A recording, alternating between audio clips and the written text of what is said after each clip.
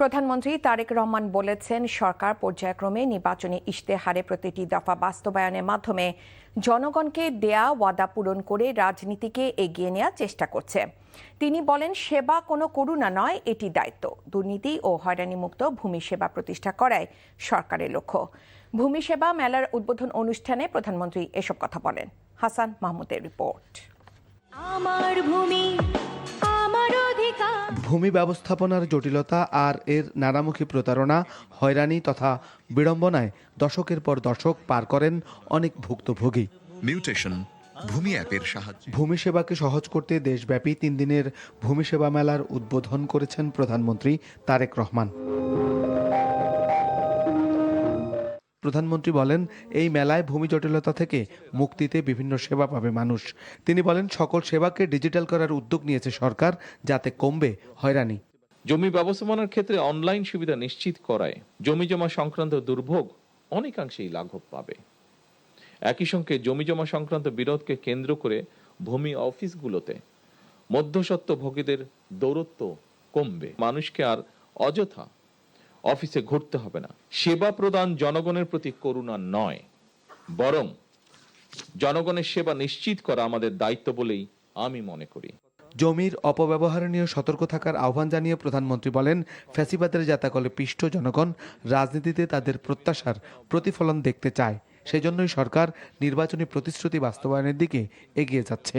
রাষ্ট্র পরিচালনার প্রথম সপ্তাহ থেকেই নির্বাচনী ইশতেহার এবং জুলাই সনদের প্রতিটি দফা পর্যায়ক্রমে বাস্তবায়নের দিকে মনোযোগ দিয়েছে। এভাবেই সরকার পর্যায়ক্রমে একের পর এক নির্বাচনী ইশতেহারের প্রতিটি দফা বাস্তবায়নের মাধ্যমে জনগণের কাছে দেওয়া।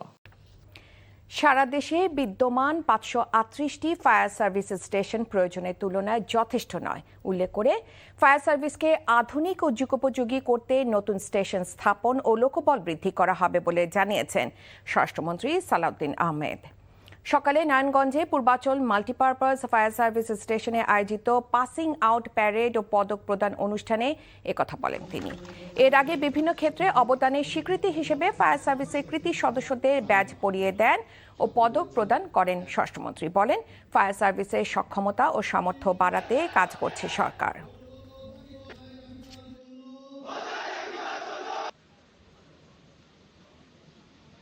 ইতিমধ্যে 20টি ফায়ার স্টেশন নির্মাণ ও পুনর্নির্মাণের প্রকল্প বাস্তবায়নের কাজ চলমান রয়েছে। ফায়ার সার্ভিসের কর্মকর্তা কর্মচারীদের সুযোগ সুবিধা বৃদ্ধি করার বিষয়েও বর্তমান সরকার সচেষ্ট রয়েছে। এই বাহিনীর সদস্যদের অন্যান্য বাহিনী ও সরকারি দপ্তরের সাথে সমন্বয় করে আপগ্রেডেশন সংক্রান্ত কিছু প্রস্তাব বিবেচনাধীন রয়েছে। বাংলাদেশের আইন শৃঙ্খলা নিয়ন্ত্রণ ও সন্ত্রাস দমনে র্যাবের অনেক অবদান আছে উল্লেখ করে প্রধানমন্ত্রী তথ্য ও সম্প্রচার বিষয়ক উপদেষ্টা ডাক্তার জাহিদুর রহমান বলেছেন, দেশে একটি এলিট ফোর্সের প্রয়োজন আছে। আজ তথ্য অধিদপ্তরের সম্মেলন কক্ষে সাপ্তাহিক সংবাদ সম্মেলনে তিনি এসব কথা বলেন। র্যাব আইনে পরিবর্তন আনা হচ্ছে এবং নামও পরিবর্তন করা হবে বলে উল্লেখ করেন তিনি। তথ্য উপদেষ্টার পাশাপাশি তথ্য ও সম্প্রচার মন্ত্রী জহিরুদ্দিন স্বপনও সংবাদ সম্মেলনে বক্তব্য রাখেন। তিনি বলেন, কোনো সাংবাদিকের বিরুদ্ধে অভিযোগ থাকলে তার বিচার হবে, তবে তাদের বিরুদ্ধে মিথ্যা অভিযোগে মামলা হলে সেটাও সমর্থনযোগ্য নয়।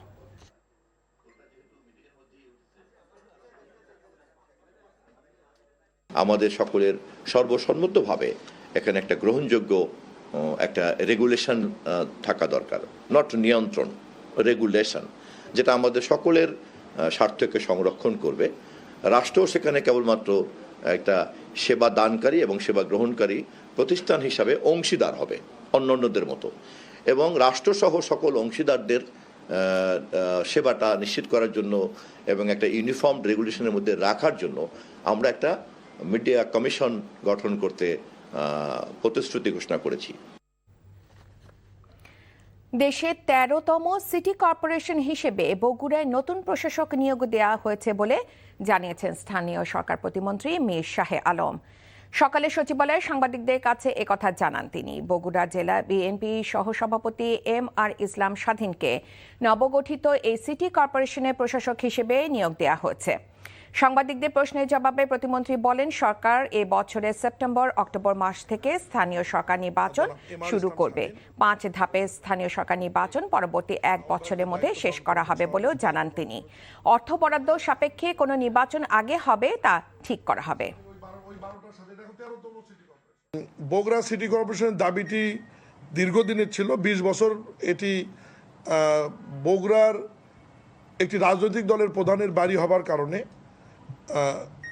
এটি হয়নি, এবং আজকে প্রশাসক নিয়োগের মাধ্যমে বগুড়া সিটি কর্পোরেশন আনুষ্ঠানিক রূপ পেল, এবং এই প্রশাসকের হাত ধরেই আগামীকাল থেকেই বগুড়া সিটি কর্পোরেশনের পৌরসভা বিলুপ্ত হয়ে বগুড়া সিটি কর্পোরেশন রূপে আর কার্যক্রম শুরু হবে আগামীকাল থেকে। ঢাকা শহরে হকার ব্যবস্থাপনা নীতিমালার আলোকে হকারদের রাস্তা ও ফুটপাত বরাদ্দ দেয়া কেন সংবিধানের সঙ্গে সাংঘর্ষিক ঘোষণা করা হবে না তা জানতে চেয়ে রুল জারি করেছে হাইকোর্টের একটি দ্বৈত বেঞ্চ। জনস্বার্থে দায়ের করা রিটে প্রাথমিক শুনানি শেষে আজ বিচারপতি ভীষ্মদেব চক্রবর্তী ও বিচারপতি আব্দুর রহমানের দ্বৈত বেঞ্চ এ আদেশ দেন। 4 সপ্তাহের মধ্যে বিবাদীদের রুলের জবাব দিতে বলা হচ্ছে। রিট আবেদনটি দায়ের করেন আইনজীবী মোহাম্মদ সহিবুজ্জামান। আদালতে রিট আবেদনের পক্ষে শুনানি করেন আইনজীবী মোহাম্মদ রকুনুজ্জামান। তিনি জানান, নীতিমালা তৈরি করে হকারদের রাস্তা এবং ফুটপাত বরাদ্দ দেওয়া সংবিধানের সঙ্গে সাংঘর্ষিক হওয়ায় এই রিট করা হচ্ছে। জনগণের নির্বিঘ্নে চলাচলে স্বাধীনতা নষ্ট এবং যানজটের সৃষ্টি হওয়াটা সংবিধানের সঙ্গে সাংঘর্ষিক এবং সড়ক পরিবহন আইনের 37 ধারার সঙ্গেও সাংঘর্ষিক। নতুন উপাচার্য নিয়োগকে কেন্দ্র করে গাজীপুরে ঢাকা প্রকৌশল ও প্রযুক্তি বিশ্ববিদ্যালয়ে অচলাবস্থা দেখা দিয়েছে। টানা 6ষ্ঠ দিন সাধারণ শিক্ষার্থীদের আন্দোলন চলায় বন্ধ রয়েছে প্রশাসনিক ও দাপ্তরিক কার্যক্রম। তবে মূল ফটক শিথিল থাকায় ক্যাম্পাসে আসা যাওয়া করতে পারছেন কর্মকর্তা কর্মচারীরা। শিক্ষার্থীরা বলছেন, নতুন ভিসি নিয়োগ বাতিল সহ 3 দাবিতে তাদের আন্দোলন চলবে। বিশ্ববিদ্যালয়ের সূত্রে জানা গেছে, সাধারণ শিক্ষার্থীদের ব্যানারে দ্বিতীয় দিনে ডুয়েট ব্লকেট কর্মসূচি ঘোষণা করেন শিক্ষার্থীরা। আজ দুপুরে দাবি আদায় শিক্ষার্থীরা ক্যাম্পাসে বিক্ষোভ করে। গতকাল সদর থানায় 250 জন অজ্ঞাত আসামি করে মামলা হওয়ায় অনেকে গ্রেফতার আতঙ্কে রয়েছে। মালয়েশিয়ার প্রিন্স কোর্ট হাসপাতালে চিকিৎসাধীন বিএনপি স্থায়ী কমিটির সদস্য মির্জা আব্বাসের সঙ্গে দেখা করছেন সে দেশে সফররত জামায়াতে ইসলামীর সেক্রেটারি জেনারেল মিয়া গোলাম পরওয়ার। এ সময় তিনি মির্জা আব্বাসের চিকিৎসার সবশেষ অবস্থা সম্পর্কে খোঁজ নেন এবং তার দ্রুত ও পরিপূর্ণ সুস্থতা কামনা করে সৃষ্টিকর্তার দরবারে দোয়া করেন। এ সময় তার সঙ্গে উপস্থিত ছিলেন সংসদ সদস্য ব্যারিস্টার নাজিবুর রহমান মোমেন। চট্টগ্রামে জুলাই গ্রাফিতি মুছে ফেলা ও সাধারণ শিক্ষার্থীদের ওপর হামলার প্রতিবাদে রংপুরে গ্রাফিতি অঙ্কন কর্মসূচি শুরু করেছে ছাত্রশক্তি সহ জুলাই আন্দোলনের সম্পৃক্ত শিক্ষার্থীরা। রংপুর টাউন হল চত্বর ও জুলাই স্মৃতি চত্বরে দুপুর থেকে গ্রাফিতি অঙ্কন শুরু করেছে শিক্ষার্থীরা। 24শে জুলাই বিপ্লবের পর অঙ্কনকৃত যেসব গ্রাফিতি মুছে গেছে সেগুলো রং করা হচ্ছে। যুব ও ক্রীড়া মন্ত্রণালয়ের অধীনে এবং ই লার্নিং অ্যান্ড আর্নিং লিমিটেডের পরিচালনায় দেশের 64টি জেলায় ফ্রিল্যান্সিং প্রশিক্ষণ কার্যক্রমে সমাপনী ও মেগা ইউনিটি কার্নিভাল অনুষ্ঠিত হচ্ছে। ই লার্নিং অ্যান্ড আর্নিং লিমিটেডের অডিটোরিয়ামে আয়োজিত উদ্বোধনী অনুষ্ঠানে প্রধান অতিথি হিসেবে উপস্থিত ছিলেন যুব ও ক্রীড়া প্রতিমন্ত্রী আমিনুল হক। বিশেষ অতিথি হিসেবে উপস্থিত ছিলেন মন্ত্রণালয়ের সচিব মোহাম্মদ মাহবুবুল আলম। সমাপনী অনুষ্ঠানে প্রধান অতিথি হিসেবে উপস্থিত ছিলেন স্থানীয় সরকার, পল্লী উন্নয়ন ও সমবায় প্রতিমন্ত্রী মীর শাহে আলম। অনুষ্ঠানে সভাপতিত্ব করেন যুব উন্নয়ন অধিদপ্তরের মহাপরিচালক doctor Gazi Mohammad Saifuzzaman. Konka fridge presents কোরবানির পশুর হাটের খবর। কোরবানির ঈদ সামনে রেখে জমে উঠেছে নীলফামারী জেলার পশুর হাট। ভোর থেকে জেলার বিভিন্ন হাটে গরু ছাগল নিয়ে আসছেন খামারিরা। স্থানীয় ক্রেতাদের পাশাপাশি ঢাকা ও চট্টগ্রাম সহ দেশের বিভিন্ন অঞ্চল থেকে আসছেন পাইকাররা। অন্যদিকে কিশোরগঞ্জের ভৈরবে এবার চাহিদার তুলনায় অনেক বেশি গরু লালন পালন করেছেন খামারিরা। নীলফামারী থেকে ইয়াসিন মোহাম্মদ সিথুন ও ভৈরব থেকে মোহাম্মদ মোস্তাফিজ আমিনের পাঠানো তথ্য ছবিতে আহমেদ শরীফের ডেস্ক রিপোর্ট। এবছর নীলফামারীতে বাণিজ্যিক ও পারিবারিক মিলিয়ে মোট 34,803টি খামারে প্রস্তুত করা হয়েছে 2,82,850টি কোরবানির পশু। জেলা প্রাণী সম্পদ বিভাগের তথ্য মতে স্থানীয় চাহিদার তুলনায় 50,000 পশু উদ্বৃত্ত থাকবে। জেলার বিভিন্ন কোরবানির হাটে ছোট আকারের গরুর চাহিদা তুলনামূলক বেশি। হাটগুলোতে ক্রেতাদের উপস্থিতি বাড়ায় বিক্রিও বেড়েছে কয়েক গুণ।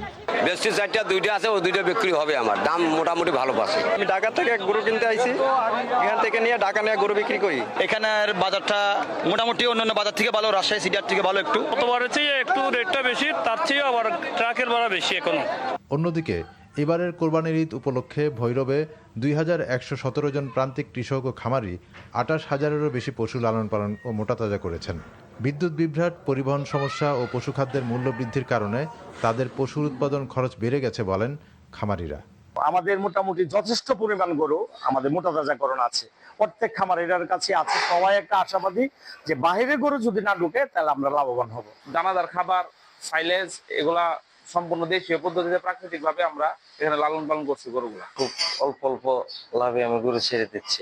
হাতের নাগালে ফার্মটা হওয়াতে আমাদের এই গরু বাজারে গিয়ে যে একটা হ্যাসেল থাকে, হ্যাসেলটা আমাদের আর পোয়াতে হলো না আর কি। এবার স্থানীয় চাহিদা মিটিয়ে ভৈরব থেকে প্রায় 12,000 পশু আশপাশের বিভিন্ন জেলা উপজেলায় সরবরাহ করা হবে। আহমেদ শরীফ, NTV নিউজ ডেস্ক। টেকসই ও দায়িত্বশীল আচরণ না করার সম্ভাবনা থাকা সত্ত্বেও চামড়াজাত পণ্যের রপ্তানিতে পিছিয়ে পড়ছে বাংলাদেশ। এই সংকট দূর করা গেলে শুধু চামড়াজাত পণ্য নয়, অন্তত 4টি খাতে কয়েক বিলিয়ন আয় করা সম্ভব বলে মনে করেন বাণিজ্য মন্ত্রী খন্দকার আব্দুল মুক্তাদির।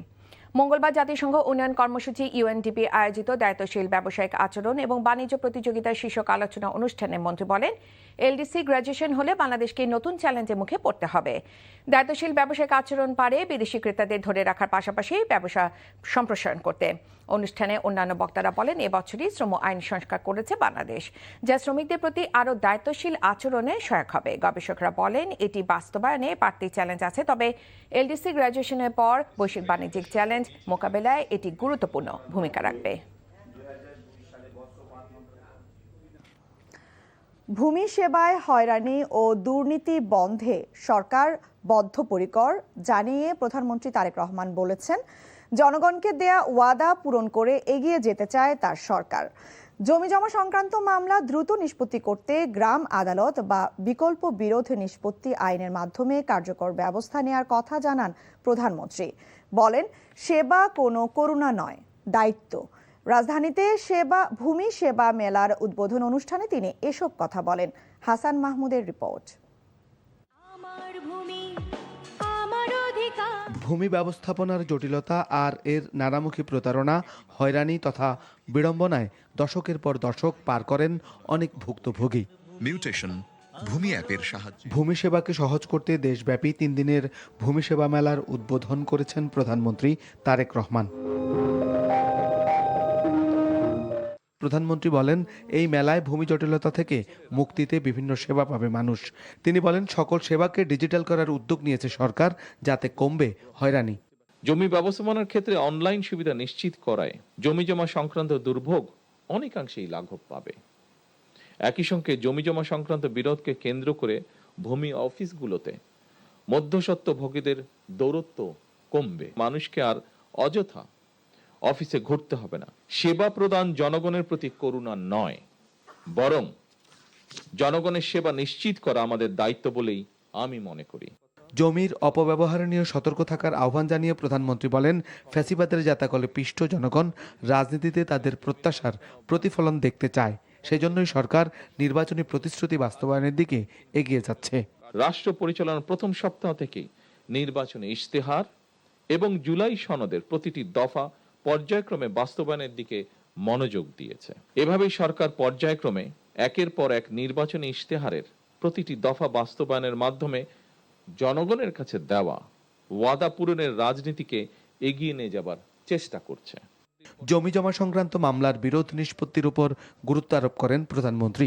প্রচলিত আদালতের বাইরেও জমিজমা সংক্রান্ত বিরোধ নিষ্পত্তির জন্য গ্রাম আদালত কিংবা অল্টারনেটিভ ডিসপিউট রেজুলেশন ADR অর্থাৎ বিকল্প বিরোধ নিষ্পত্তির মতন আইনানুগ ব্যবস্থার মাধ্যমে অবলম্বনের দিকেও জোর দেওয়া জরুরি বলে আমরা মনে করি। পরে ভূমি ভবন পরিদর্শন করেন প্রধানমন্ত্রী তারেক রহমান।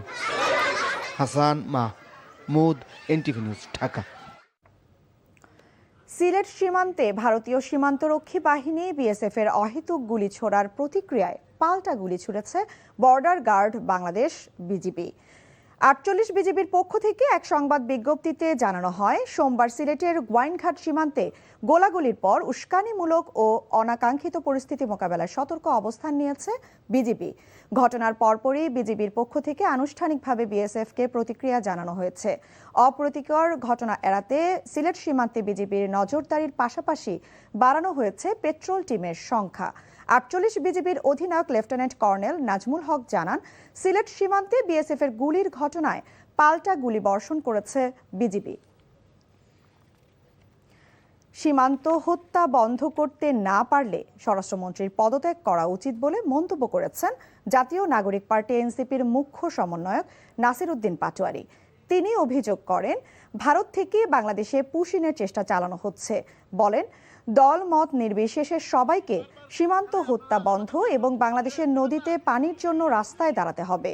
লালমনিরহাটের হাতীবান্ধা উপজেলার আমঝোল সীমান্তে বিএসএফ এর গুলিতে নিহত খাদিমুল ইসলামের কবর জিয়ারত ও পরিবারের সদস্যদের সঙ্গে সাক্ষাৎ শেষে সাংবাদিকদের এসব কথা বলেন তিনি। মুখ্যমন্ত্রী যিনি আছে ওনার হলো সীমান্ত হত্যা যদি হয় ওনার পদত্যাগ করা উচিত। উনি যদি সীমান্ত হত্যা বন্ধ না হলে আমাদেরকে দায়িত্ব দেখ, আমরা হলো সীমান্ত হত্যা বন্ধ করবো ইনশাআল্লাহ। আমরা যদি অস্ত্র না থাকে আমরা বাঁশ নিয়ে রেডি হব সীমান্তে, কিন্তু ভারতীয় বাহিনীকে এখানে অনুপ্রবেশ করতে দিব না। চট্টগ্রামে জুলাই গ্রাফিতি আঁকতে গিয়ে শিক্ষার্থী হেনস্থার ঘটনায় জড়িত থাকার অভিযোগে পুলিশের উপকমিশনার আমিরুল ইসলামকে প্রত্যাহার সহ ৬ দফা দাবি জানিয়েছেন সেখানকার বেসরকারি বিশ্ববিদ্যালয়ের শিক্ষার্থীরা। দুপুরে চট্টগ্রামের দামপাড়া পুলিশ লাইন্সের সামনে সংবাদ সম্মেলনে জানানো হয়, গতকাল নগরীতে সভা সমাবেশে নিষেধাজ্ঞা থাকলেও পুলিশের ছত্রছায়ায় বিএনপির অঙ্গ সংগঠনের নেতাকর্মীরা মিছিল ও সমাবেশ করেছে। কিন্তু বৈষম্য বিরোধী শিক্ষার্থীরা গ্রাফিতি আঁকতে গিয়ে পুলিশের হাতে হেনস্থার শিকার হয়েছেন। এ ঘটনায় সিএমপির উপ পুলিশ কমিশনার আমিরুল ইসলামকে প্রত্যাহার, শিক্ষার্থীদের ওপর হামলা ও নির্যাতনের ঘটনায় সুনির্দিষ্ট তদন্ত ও বিচার দাবি করেন তারা। এদিকে পটুয়াখালী বিজ্ঞান ও প্রযুক্তি বিশ্ববিদ্যালয়ে উপাচার্য ডক্টর কাজী রফিকুল ইসলামের অপসারণের দাবিতে নবম দিনের মতো অবস্থান কর্মসূচি চালিয়ে যাচ্ছেন শিক্ষক, কর্মকর্তা ও কর্মচারীরা। একই সঙ্গে সাম্প্রতিক হামলার ঘটনায় জড়িত বহিরাগতদের বিচারের দাবিতেও অনড় রয়েছেন আন্দোলনকারীরা। সকাল থেকে বিশ্ববিদ্যালয়ের প্রশাসনিক ভবনের সামনে জড়ো হন শিক্ষক, কর্মকর্তা ও কর্মচারীরা। উপাচার্যের পদত্যাগের দাবিতে অবস্থান কর্মসূচি পালন করেন তারা। বলেন, এ ধরনের ন্যাক্কারজনক ঘটনায় জড়িতদের দ্রুত শনাক্ত করে আইনের আওতায় আনতে হবে। একই সঙ্গে ক্যাম্পাসে নিরাপদ ও স্বাভাবিক পরিবেশ ফিরিয়ে আনার দাবি জানান আন্দোলনকারীরা। বহিরাগত কর্তৃক জাহাঙ্গীরনগর বিশ্ববিদ্যালয়ের এক ছাত্রীকে ধর্ষণ চেষ্টার ঘটনায় 7 দিনেও শনাক্ত করা যায়নি অভিযুক্ত যুবককে। অভিযুক্তকে গ্রেফতারের পাশাপাশি নিরাপদ ক্যাম্পাসের দাবিতে অবস্থান কর্মসূচি পালন করেছে শিক্ষার্থীরা। বিকেলে বিশ্ববিদ্যালয়ের নতুন রেজিস্ট্রার ভবনের সামনে জাতীয় ছাত্র শক্তির ব্যানারে এ কর্মসূচি পালন করেন শিক্ষার্থীরা। এ সময় তারা দ্রুত ওই শিক্ষার্থীর ধর্ষণ চেষ্টার ঘটনায় আসামিকে গ্রেফতার ও নিরাপদ ক্যাম্পাসের দাবি জানানো হয় উপাচার্যের কাছে। কোনো ধরনের পূর্ব ঘোষণা ছাড়াই বরিশালে নৌ পরিবহন মন্ত্রণালয়ের অধীন বিভিন্ন দপ্তর আকস্মিক পরিদর্শনে গেলে কোনো কর্মকর্তাকে পাননি নৌ পরিবহন প্রতিমন্ত্রী রাজীব আহসান। সকালে বরিশালে বিআইডব্লিউটিএ এবং বিআইডব্লিউটিসির দপ্তরগুলোতে আকস্মিকভাবে উপস্থিত হন প্রতিমন্ত্রী। অফিস কক্ষগুলো ঘুরে ঘুরে দেখেন। পরিদর্শনের সময় কর্মকর্তা পর্যায়ের কাউকেই পাওয়া যায়নি। এতে দপ্তরের স্বাভাবিক কার্যক্রম ও উপস্থিতি নিয়ে প্রশ্ন দেখা দেয়। যদিও কিছু কর্মচারীকে অফিসে দেখা যায়, তবে কর্মকর্তা না থাকায় সেবা কার্যক্রম কতটা স্বাভাবিকভাবে পরিচালিত হচ্ছিল সে বিষয়েও খোঁজ খবর নেন প্রতিমন্ত্রী। পরিদর্শনকালে তিনি সংশ্লিষ্ট বিষয়ে তথ্য সংগ্রহ করেন এবং উপস্থিতির বিষয়টি নোট নেন। এ সময় কর্মকর্তাদের অনুপস্থিতি নিয়ে অসন্তোষ প্রকাশ করতে দেখা যায় তাকে। শরীয়তপুরে চিকিৎসকের ওপর হামলা ও নিরাপদ কর্মস্থল নিশ্চিত করার দাবিতে কক্সবাজারে মানববন্ধন করেছে ইন্টার্ন চিকিৎসকরা। এ সময় চিকিৎসকেরা বিকেল 3টা পর্যন্ত কর্মবিরতি পালন করেন। এর আগে বেলা 11:30 থেকে কক্সবাজার সদর হাসপাতালের সামনে অনুষ্ঠিত মানববন্ধনে বক্তারা বলেন, শরীয়তপুরে নাসের ওপর হামলার বিচার করতে হবে। এছাড়াও অবিলম্বে চিকিৎসকদের নিরাপদ কর্মস্থল নিশ্চিতের লক্ষ্যে সুরক্ষা আইন বাস্তবায়নের দাবি জানানো হয়। চট্টগ্রামের পতেঙ্গায় পৃথক অভিযানে বিপুল পরিমাণ জেট ফুয়েল সহ অন্যান্য জ্বালানি ও ভোজ্য তেল জব্দ করেছে কোস্টগার্ড। কোস্টগার্ড মিডিয়া কর্মকর্তা লেফটেন্যান্ট কমান্ডার সাব্বির আলম সুজন জানান, গোপন সংবাদের ভিত্তিতে পতেঙ্গা ভিআইপি রোড এলাকায় অভিযান পরিচালনা করা হয়। এ সময় সেখানে অবৈধভাবে বিক্রির জন্য মজুত করা প্রায় 7,000 লিটার জেট ফুয়েল জব্দ করা হয়। অপরদিকে ইপিজেড থানার আকমল আলী স্লুইস গেট সংলগ্ন এলাকায় অপর একটি অভিযানে প্রায় 9 লাখ টাকা মূল্যের 5,000 লিটার ভোজ্য তেল জব্দ করা হয়। পটুয়াখালীর বাউফল উপজেলার বগা ফেরিঘাট এলাকায় বিএনপি ও জামায়াত সমর্থকদের পাল্টাপাল্টি স্লোগানে প্রায় 45 মিনিট অবরুদ্ধ ছিলেন সড়ক পরিবহন ও সেতু মন্ত্রী শেখ রবিউল আলম। পরে মঞ্চের স্টেজ ব্যানারে প্রধানমন্ত্রীর ছবি বা নাম না থাকায় পরিস্থিতি উত্তপ্ত হয়ে উঠলে তিনি সভাস্থলে না গিয়ে ফেরিঘাট এলাকা ত্যাগ করেন।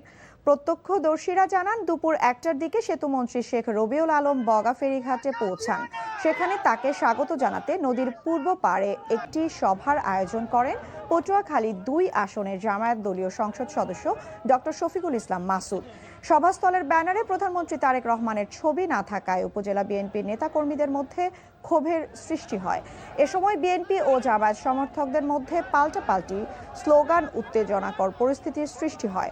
প্রায় 1.25 ঘন্টা ধরে মন্ত্রীকে অবরুদ্ধ রাখার পর তিনি সভায় অংশ না নিয়ে একই ফেরিতে পশ্চিম পাড়ে দুমকি চর গড়বদ্বীপ ফিরে যান।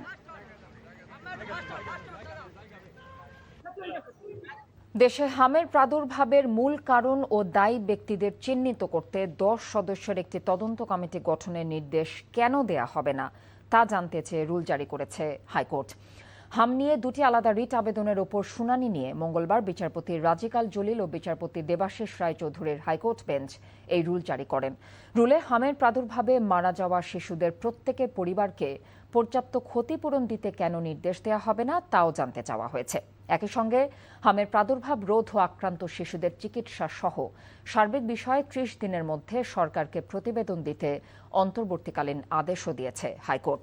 শুনানিতে রাষ্ট্রের প্রধান আইন কর্মকর্তা জানিয়েছেন, সরকার ইতোমধ্যে কি ব্যবস্থা নিয়েছে তা তিনি আদালতে দাখিল করবেন।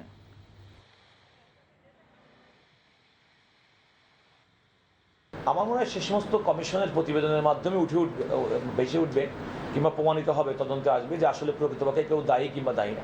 তো আমরা অপেক্ষা করি, আমরা তাদের প্রতিবেদন আসুক। নিশ্চয়ই যদি কোনো ব্যক্তি কারো জন্য দায়ী থাকে কিংবা কারো যদি কোনো অবহেলাজনিত বিষয় থাকে, নিশ্চয়ই এই সরকার যারা জনগণের প্রতি প্রতিশ্রুতিবদ্ধ তারা নিশ্চয়ই সেক্ষেত্রে ব্যবস্থা গ্রহণ করবে। উপস্থিত বাবা মায়ের অনুমতি ছাড়াই দুধের শিশুকে জোর করে নেওয়া হয় লাইফ সাপোর্টে। এর পরপরই মৃত্যুর কোলে ঢলে পড়ে শিশুটি। এমন অভিযোগ করেছেন ভুক্তভোগীর পরিবার। এ ঘটনা ঘটেছে বাংলাদেশ শিশু হাসপাতালে। অভিযুক্ত চিকিৎসক ও নার্সের সর্বোচ্চ শাস্তি দাবি করেছে পরিবার। অভিযোগ প্রমাণিত হলে ছাড় নয় বলেছে স্বাস্থ্য অধিদপ্তর। ওবায়দুল্লাহ মামুনের রিপোর্ট।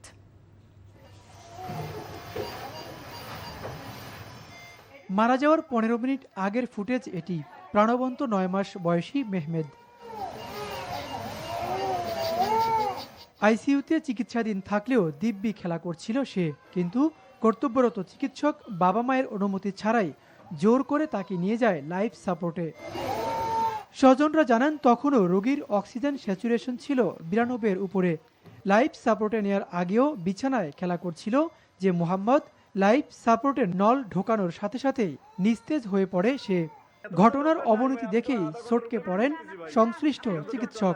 বাবা মাকে জানানো হলো ঘুমের ওষুধ দেওয়া হয়েছে রোগীকে। তালা মারার তো কিছু নাই, তালা মারার কিছু নাই এখানে। আপু তালাটা খোলেন না, তালা খোলেন। আইসিইউতে থাকা এক প্রত্যক্ষদর্শী জানান, কি ঘটেছিল 15 মে রাতে আইসিইউতে। ওরে হাত পা ধরে রাখছিল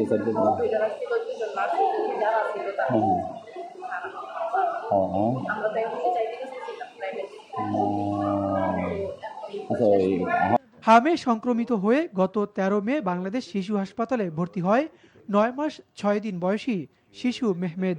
ওই দিন রাতেই আইসিইউতে কর্মরত চিকিৎসক ফিরোজ আলমের সাথে কথা কাটাকাটি হয় হামে আক্রান্ত মেহমেদের মায়ের।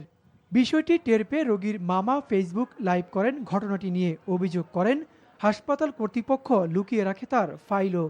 সংশ্লিষ্টদের শাস্তি দাবি করে তাদের দ্রুত আইনের আওতায় আনার দাবি পরিবারের।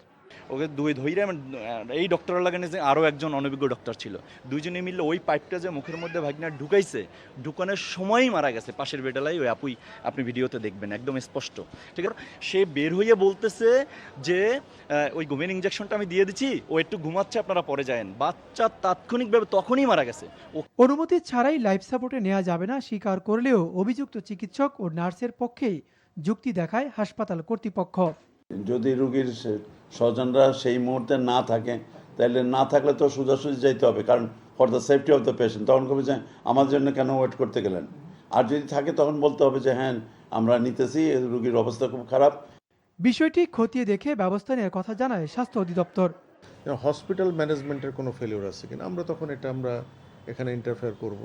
ফেলিওরটা যদি দেখি যে কারেক্টেবল, আমরা কারেক্ট করার চেষ্টা করব। ডাক্তার বিরুদ্ধে সরাসরি অভিযোগ এটা ডিল করবে মেডিকেল ডেন্টাল কাউন্সিল, এবং আপনি ওনাদেরকে বলতে পারেন যে এটা আমি কনফিডেন্টলি বলছি, এটার অবশ্যই একটা সুরাহা হবে। পাশাপাশি বিষয়টি বিএমডিসিকে জানানোর পরামর্শ দেন তিনি। Obaidullah Mamun, NTV news, Dhaka. বাংলাদেশের আইন শৃঙ্খলা নিয়ন্ত্রণ ও সন্ত্রাস দমনে র্যাবের অনেক অবদান আছে উল্লেখ করে প্রধানমন্ত্রীর তথ্য সম্প্রচার বিষয়ক উপদেষ্টা ডক্টর জাহিদুর রহমান বলেছেন, দেশে একটি এলিট ফোর্সের প্রয়োজন আছে। আজ তথ্য অধিদপ্তরের সম্মেলন কক্ষের সাপ্তাহিক সংবাদ সম্মেলনে তিনি একথা বলেন। র্যাব আইনে পরিবর্তন আনা হচ্ছে এবং নামও পরিবর্তন করা হবে বলে উল্লেখ করেন তিনি। তথ্য উপদেষ্টার পাশাপাশি তথ্য সম্প্রচার মন্ত্রী জহিরুদ্দিন স্বপনও সংবাদ সম্মেলনে বক্তব্য রাখেন। তিনি বলেন, কোনো সাংবাদিকের বিরুদ্ধে অভিযোগ থাকলে তার বিচার হবে, তবে তাদের বিরুদ্ধে মিথ্যা অভিযোগে মামলা হলেও সেটিও সমর্থনযোগ্য নয়।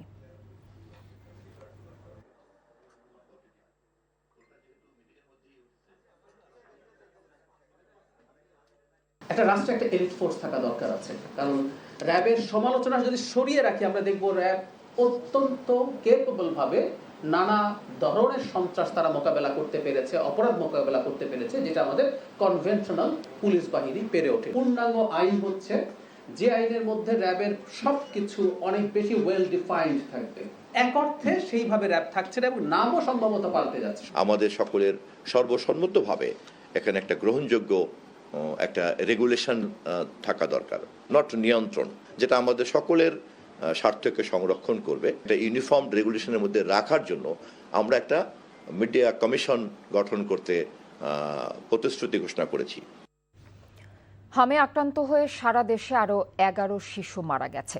হামের প্রাদুর্ভাব মোকাবেলায় রোগীদের পর্যাপ্ত সময় দিয়ে চিকিৎসা সেবা নিশ্চিতের আহ্বান জানিয়েছেন স্বাস্থ্যমন্ত্রী সর্দার সাখাওয়াত হোসেন।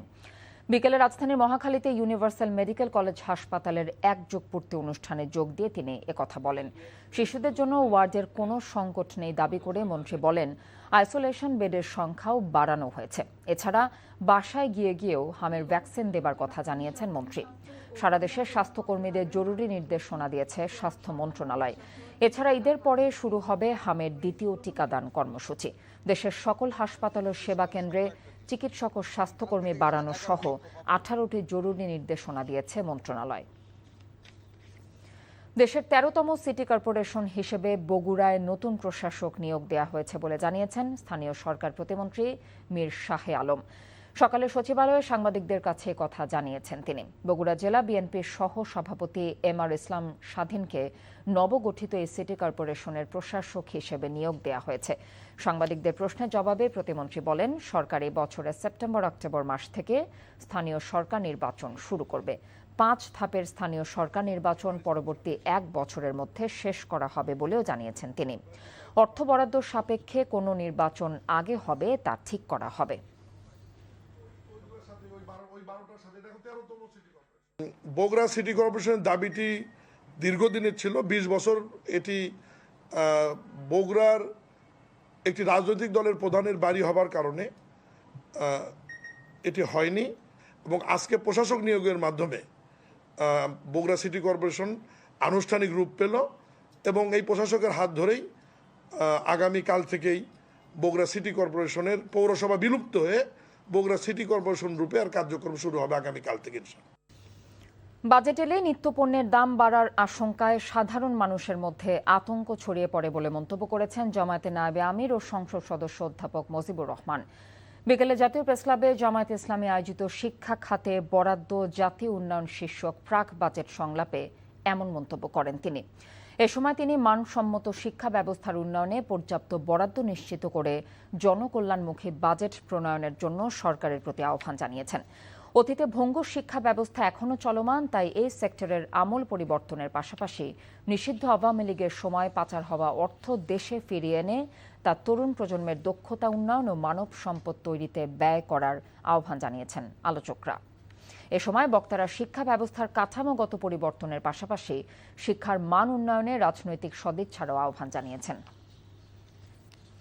মার্কিন যুক্তরাষ্ট্রের 250তম স্বাধীনতা দিবস উপলক্ষে ফ্যামিলি ফিউড বাংলাদেশ অনুষ্ঠানে অংশ নেন বাংলাদেশে নিযুক্ত মার্কিন রাষ্ট্রদূত ব্রেন্টে ক্রিস্টেনসেন। মার্কিন রাষ্ট্রদূত ক্রিস্টেনসেন তেজগাঁওয়ের এনটিভির স্টুডিওতে পৌঁছলে তাকে ফুল দিয়ে স্বাগত জানিয়েছেন এনটিভির প্রধান বার্তা সম্পাদক Fakhrul Alam Khan, head of marketing Anjan Kumar Kundu এবং head of NTV online Fakhruddin Jewel. বিখ্যাত আমেরিকান গেম শো ফ্যামিলি ফিউডের বাংলাদেশি সংস্করণ ফ্যামিলি ফিউড বাংলাদেশ অনুষ্ঠানে মার্কিন রাষ্ট্রদূত ব্রেন্টে ক্রিস্টেনসেন অংশ নেয় তাকে ক্রেস্ট দিয়ে সম্মাননা জানায় এনটিভি পরিবার। ফ্যামিলি ফিউড অনুষ্ঠানটি প্রচারিত হয়ে আসছে এনটিভিতে, যা দর্শক জনপ্রিয়তা পেয়েছে। অনুষ্ঠানটি উপস্থাপনা করেন জনপ্রিয় সঙ্গীত অভিনয় শিল্পী তাহসান রহমান খান।